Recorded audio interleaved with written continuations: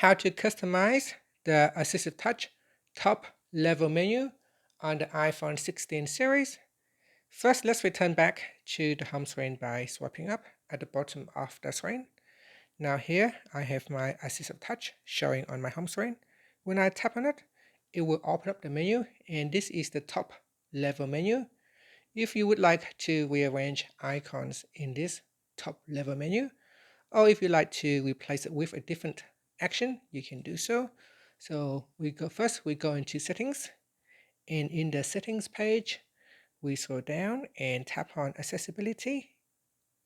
After that, we scroll down and then tap on touch, then tap on assistive touch. Next, tap on customize top level menu.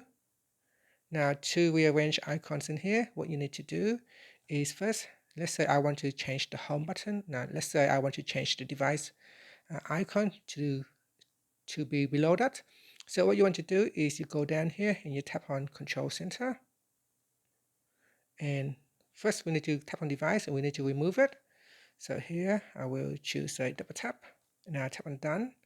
After I can go to the control center and I can choose device. So here I will choose device. And then up here I can now choose control center. And then tap on done. So that is how you, that's camera, control center. There it is.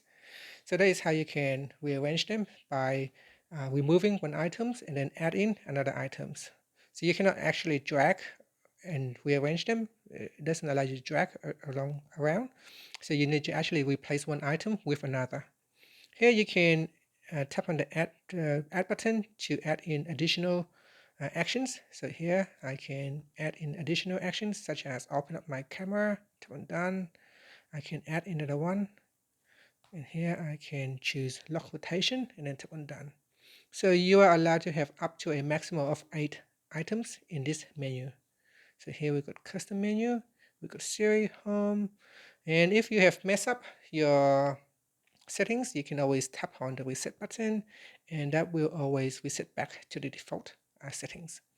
So you can give it a try, play around with making the changes. If for some reason you are not happy with the changes, you can always just tap on the reset button and that's it.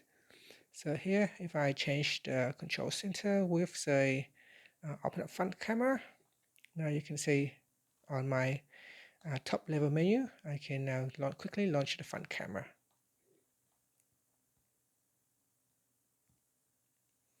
And that's it. Thank you for watching this video. Please like and subscribe to my channel for more videos.